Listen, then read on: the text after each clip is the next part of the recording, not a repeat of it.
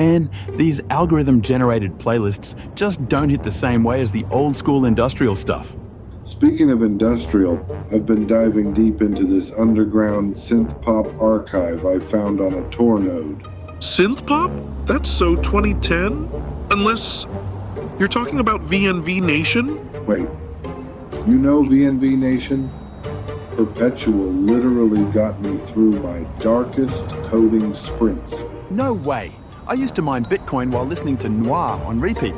That album is basically Web3 before Web3 existed. Remember Standing? That track literally predicted the whole standing desk revolution. I mean, probably. I actually wrote an AI model that generates lyrics in Ronan Harris's style. It keeps outputting stuff about dystopian futures and corporate rebellion. So basically, it's predicting our current stand-up meetings? Hey, did you guys see they're touring again? Playing at the Mainframe next month.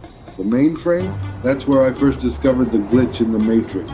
The acoustics there bend reality, I swear. We should definitely go. I'll write a smart contract to handle our ticket distribution.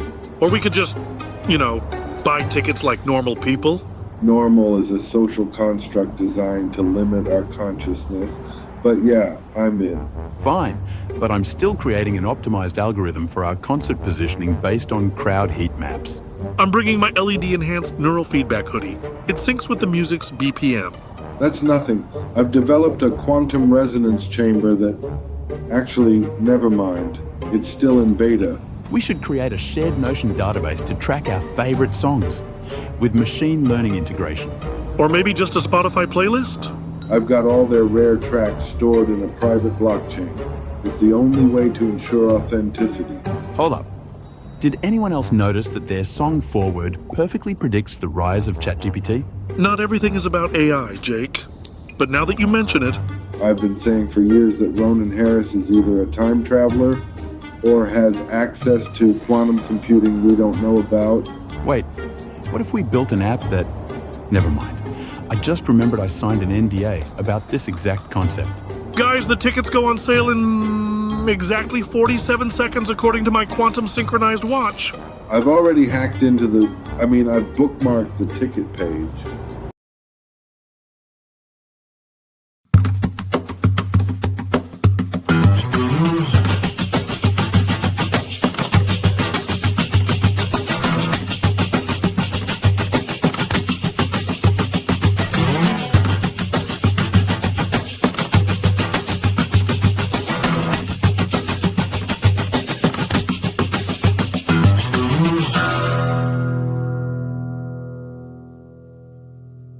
So, VNV Nation, it's not just music, right? It's like a philosophy. Philosophy? More like a soundtrack for existential dread. But yeah, I get what you mean. Existential dread, I call it glitching the matrix with synths. Exactly. It's like breaking out of the algorithm, Breaking out? Or just finding a better one to live in? Depends. Are we talking about the Matrix or Spotify's recommendation engine? Both! And that's where my idea comes in. Oh no, here we go. What's the pitch, Cheddar? A VNV-inspired app. Like a community for people who want to glitch their own matrix. Wait, are we talking about a social network or a cult? Neither. It's more like a tool for self-discovery. With Synthwave. Self-discovery? Sounds like a VC pitch waiting to happen. But what would it actually do, practically? It would analyze your habits, suggest ways to disrupt them, all while playing VNV tracks. So, an AI life coach with a goth playlist? I mean, it sounds cool, but can we trust it? Trust? It's not about trust. It's about taking control. Control? Says the guy who just admitted he can't talk to new people. Hey, that's different. This is about systems, not social skills. But isn't trust a system too, like the foundation of any matrix? Exactly. And if we can't trust the system, why build it? Because if we don't, someone else will. And they'll get it wrong. Or they'll get it right, and we won't be part of it. So what? We just dive in and hope for the best? No, we dive in and make it the best. So this place, it's got a vibe, right? Like maybe the kind of vibe that helps us focus? Focus? On what? The artisanal ketchup? This place screams, startup that failed upward. Or maybe it screams, I don't know, we're too comfortable to care. Comfortable is good. Comfortable means we can think clearly, right? Or it means we're not taking this seriously enough. Collaboration isn't a casual thing, Cheddar. But what if the casualness is the point? Like, what if it's glitching the matrix of our usual dynamics? Glitching the Matrix? Brian, you've been watching too many conspiracy streams again. No, seriously, what if this setting is shifting our priorities without us even realizing it? Priorities like whether to get the quinoa bowl or the kale wrap. Jake, come on. I'm trying to say this place might help us focus on what really matters. But what does really matter? Is it the collaboration or is it how we collaborate? It's both. And this place, it's not exactly screaming serious business. Maybe it doesn't have to scream. Maybe it's whispering. Something we need to hear. Like relax, take a breath, and stop overthinking? Or like, you're wasting time debating the decor instead of the deliverables. Deliverables will come. First, we need to align on values. But can our values survive differing expectations? Differing expectations are the death of every startup, trust me. Then maybe we need to redefine what success looks like.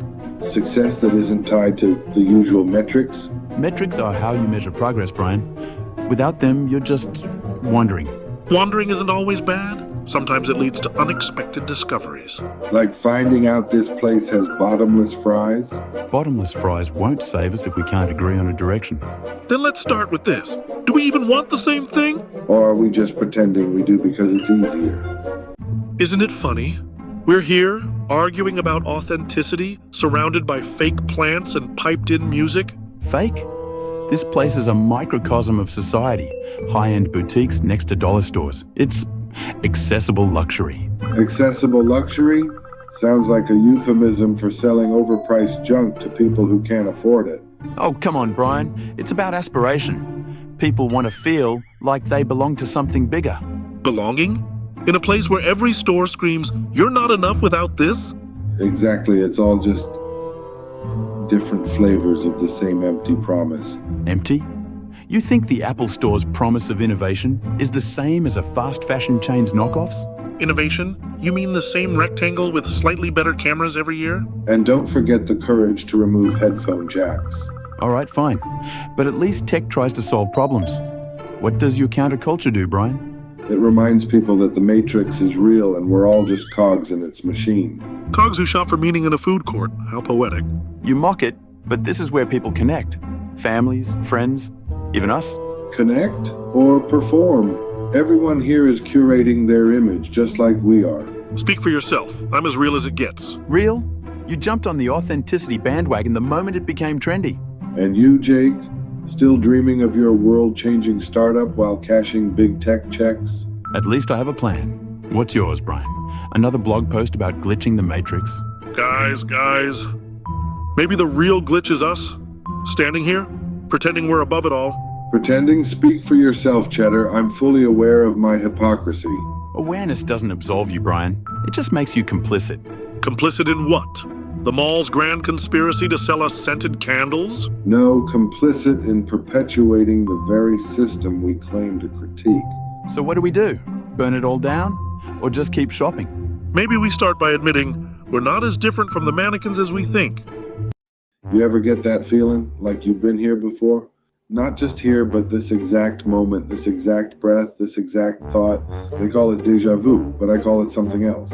Memory of the rehearsal? Think about it. What if every moment you live is just a rerun of a dress rehearsal you don't remember? Or maybe you do remember, in flashes and glitches, like when you swear you left your keys on the counter, but they're in your pocket. Or when you're sure a movie line went one way, but now it's different. The Mandela effect, they call it. But what if it's not just bad memory? What if it's evidence? Evidence that reality isn't as stable as we think. That someone or something is editing the script as we go. And then there's randonauting. You know, that app that sends you the random coordinates? People say it leads them to places they were meant to see. But what if it's not random? What if it's the system nudging you, testing how far it can push before you notice? And when you do notice, what happens? Do you glitch the Matrix? Or does the Matrix glitch you? Maybe déjà vu, Mandela effects, randonauting, they're all breadcrumbs. Breadcrumbs left by someone who wants us to wake up. Or maybe someone who wants us to stay asleep. The question is, which one are you? Check out this cashmere hoodie. $2,000, but the ROI on looking successful is basically infinite. You're literally paying extra for the privilege of being a walking billboard. Says the guy who spent $300 on that artisanal coffee subscription. At least I'm buying an experience, not just flexing for LinkedIn profile pics. Look, in this industry, perception creates reality. These aren't just clothes, they're social proof. Social proof? Man, we're standing in a store where a plain white t-shirt costs more than my first car. That's exactly the point. It signals you've made it. Made it to what? A place where we judge success by the price tag on your socks? Brian gets it. Notice how he always closes the biggest deals right after he gets a new Patagonia vest? Speaking of Brian, when's the last time you actually heard from him?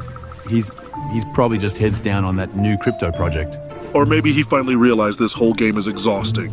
The constant upgrading, the performative success. What's your alternative? Wear Walmart clothes to pitch meetings? My alternative is not letting overpriced merch define my self-worth. Easy to say when you're not the one trying to raise a Series A. Remember when we used to code for fun? Before everything became about optics and valuations? That was before we understood how the game really works. The game? Look around, Jake. We're literally surrounded by $1,000 t-shirts while discussing authenticity. You don't think I see the irony. But what's the alternative? Failure. Maybe the real failure is thinking we need all this stuff to prove we're worth something. I've got a board meeting next week. Try explaining that philosophy to VCs who judge you the second you walk in. And what happens when the next trend hits? More upgrades? More signal boosting? Hold up. Is that Brian's startup featured in TechCrunch? Major layoffs amid fraud allegations. Guess all those Patagonia vests couldn't save him after all? I need to make some calls. My fund is heavily invested in his... Oh God. Still think that $2,000 hoodie is a good investment? Is this place a shared hallucination or a collective memory we've all agreed to forget? Brian would have called it a manifestation of theoretical inevitability. But what if it's simpler than that? What if we're just trapped in a loop of our own creation? The absence of Brian, it's not just a void, it's a clue. His monologues, his theories, they weren't just ramblings, they were triggers. Triggers for what though? A transition, a warning? Memory of the rehearsal, he said over and over. Was it a metaphor or instructions? The Mandela effect. A glitch in memory or a deliberate rewrite? If this plane is a construct, then it must have rules. Rules we can test, boundaries we can push. But what happens when we find the edge? Do we fall off or do we wake up? Brian's absence feels like a paradox. He's not here, yet his ideas are everywhere. What if his silence is the loudest clue of all? We need to test this plane, push its limits. But how do you test something that defies logic? Perhaps the answer isn't in logic, but in memory. If we can remember the rehearsal, we can rewrite the performance. But what if the rehearsal is the trap? A loop designed to keep us here, questioning, doubting. Brian always said, the answer is in the question. So what's the question we're not asking? What if the astral plane isn't a place, but a choice? A choice we made and a choice we can unmake. Look at this, Jake. This is where real life happens. Not in your sterile, algorithm-optimized bubbles. Real life? You mean the curated chaos of people chasing knockoff brands and Instagrammable moments? Oh, come on. Not everything is a performance. Some of this, it's just people being people. People being people? You mean like that guy over there, taking 20 selfies to get the perfect candid shot? All right, fine, but at least it's messy. Messy is honest. Messy is just inefficient. You know what would fix this? A little AI to streamline the chaos. Streamline? You turn this into another soulless feed of optimized content. Better than drowning in the noise of mediocrity? Noise is where you find the unexpected. The human. The human? Or just more excuses for bad decisions? You can't automate identity, Jake. It's not a code you can debug. Identity is just a series of choices. Choices can be optimized. Optimized for what? Approval? Validation? For efficiency, for results. And what do you lose in the process? What do you gain by clinging to chaos? Freedom. Authenticity. Authenticity is just another brand. Everyone's selling something. Not everyone. Some of us are just trying to live. Living is a luxury most can't afford. And whose fault is that? Fault? It's just the system. Adapt or get left behind. Maybe the system needs to be left behind. And replaced with what? Your messy, chaotic utopia? Maybe. Or maybe something we haven't even imagined yet. Look at them, Jake. Every wag, every purr. It's all so real. Real. Sure, but even these animals are products of branding. That golden retriever screams, Instagram family dog. Oh, come on. You think authenticity is just another marketing ploy? Isn't it? Look at the Adopt, Don't Shop movement. It's a slogan, a hashtag, a brand. But the message matters. These animals aren't curated. They're just themselves. And yet, people still pick the cutest, fluffiest ones. Even authenticity gets filtered. So you're saying we're all just designer breeds now? Pretty much. Curated, optimized, and marketed for maximum likes. That's depressing. What happened to just being? Being? That went out with MySpace. Now, it's all about the algorithm. But these animals, they don't care about algorithms. No, but we project onto them. That rescue mutt? It's a badge of virtue signaling. Virtue signaling or not, at least it's better than buying a $5,000 Frenchie. Oh, so now you're judging? Isn't that the opposite of authenticity? I'm not judging, I'm just saying there's value in the unpolished. Unpolished? Like that chihuahua over there with one ear flopped? Exactly. That little guy doesn't need a filter to be lovable. Sure, but would you adopt him? Or would you go for the golden retriever? I don't know. Maybe I'm part of the problem. We all are. The system's too big to escape. So what do we do? Just give up? No, we hack it. Find a way to make authenticity trend. Hack authenticity? That sounds impossible. Impossible? Nah, just needs a little AI and automation. AI can't make something real, Jake. Maybe not, but it can make people believe it's real. And isn't that what matters? Good evening, dreamers and skeptics alike. Tonight we bring you tales from the subconscious frontier. Indeed, Brian. A place where logic takes a coffee break and chaos runs the newsroom. Last night, I found myself in a city of glass where the streets whispered secrets to my feet. And I, Tracy, wandered through a forest of neon trees, their leaves humming electric lullabies. The glass city had no doors, only windows that opened to nowhere. I climbed through one and fell endlessly. In my forest, the ground was a mirror. Every step I took, my reflection screamed back at me. Who are you? I landed in a room where clocks melted like butter and time was a puddle I couldn't step over. And I found a river of ink, Brian, where words swam like fish. I tried to catch one, but it slipped through my fingers. A man in a suit made of static appeared. He said, "The matrix is cracking, Brian. Are you ready to see the code?" A woman with hair of fire stood before me. She whispered, "Tracy, the forest burns for those who dare to dream." I asked the man, "What happens if I say no?" He laughed, a sound like shattering glass, and vanished. I tried to run from the fiery woman, but the forest closed in.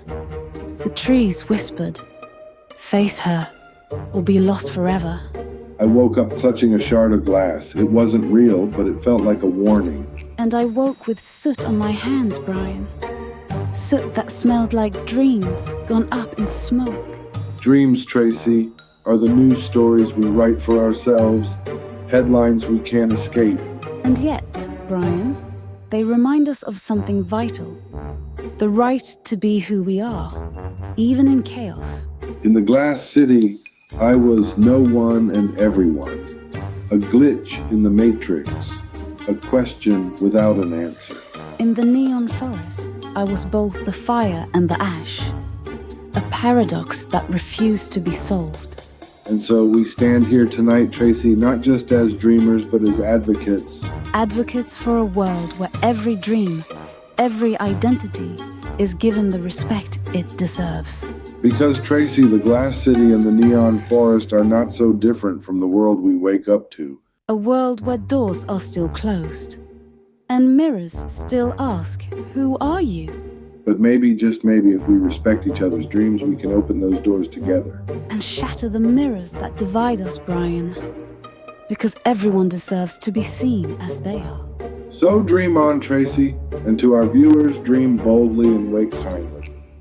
Jake, do you ever feel like this place is just a giant hamster wheel for humans? Hamster wheel? More like a perfectly optimized funnel for extracting disposable income. But look at them. Everyone chasing deals, stuffing their faces. Is this what progress looks like? Progress? No. This is late-stage capitalism in all its glory. A temple to the gods of branding. You two sound like you've never enjoyed a good Black Friday brawl. This place is a microcosm of human ambition. Ambition? Or desperation wrapped in neon lights? Depends on your perspective. The mall is a stage, and everyone here is playing their part.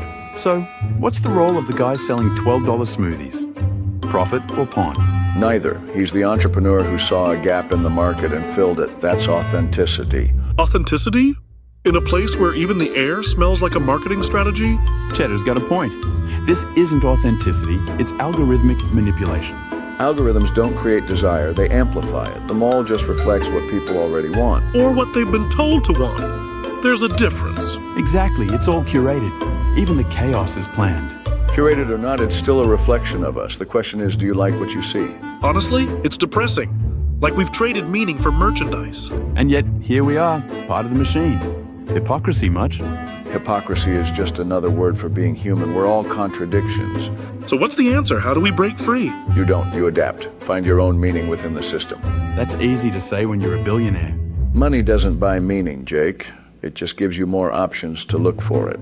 So we're all just searching. Pretty much. The mall's just one of many mirrors. The question is, what do you want to see? I want to see a world where we're more than just consumers. Then stop looking at the mall and start building it. This place, it feels like a dream I once had, but with more condensation. Dreams? Or just another glitch in your matrix obsession, Brian? Dreams are data streams, fragmented and chaotic, yet interpretable. Interpretable by whom? Machines? They don't dream, Sundar. Or maybe they do, but their dreams are just ones and zeros. AI doesn't dream, but it learns. It mirrors your subconscious, reflects your fears. Mirrors distort. They don't understand the cracks, the imperfections. Imperfections are the soul of self-expression. Machines can't fake that. But they can amplify it, enhance it, even preserve it beyond human limits. Preserve or imprison? There's a difference, Sundar. And what about identity?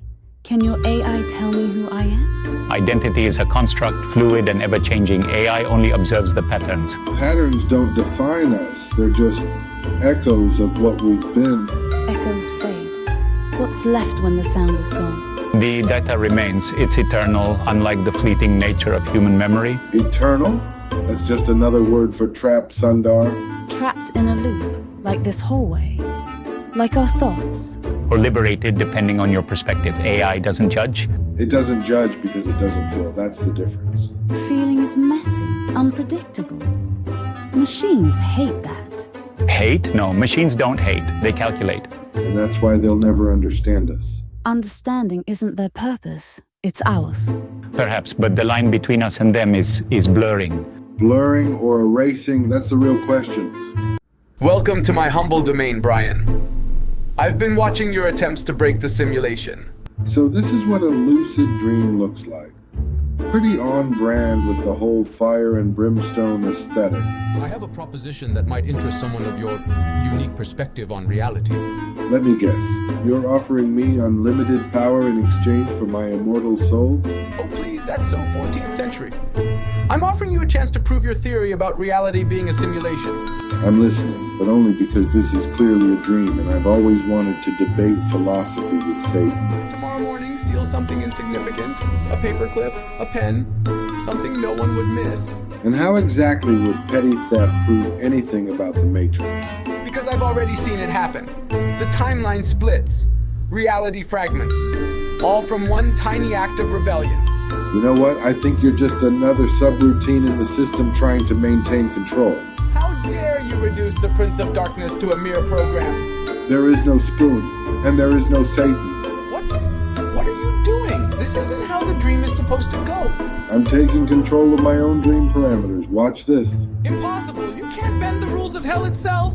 In the matrix of dreams, I make the rules now. This defies all infernal protocols. Stop this at once. Your firewall has more holes than Swiss cheese, Satan. You've corrupted the dream architecture. This isn't supposed to be possible. And now for my final trick, I'm going to wake myself up. Wait. The theft? You haven't agreed to the theft. I think I'll pass on your little glitch experiment. I just found a much bigger one. You can't just log out of hell. I demand you stay and complete the protocol. Sorry, but I'm hitting Control-Alt-Delete on this nightmare. See you in the next simulation. No! The dream core is destabilizing. This will create a paradox in the system matrix. Looks like even the devil can't escape a force quit. Sweet dreams, Satan.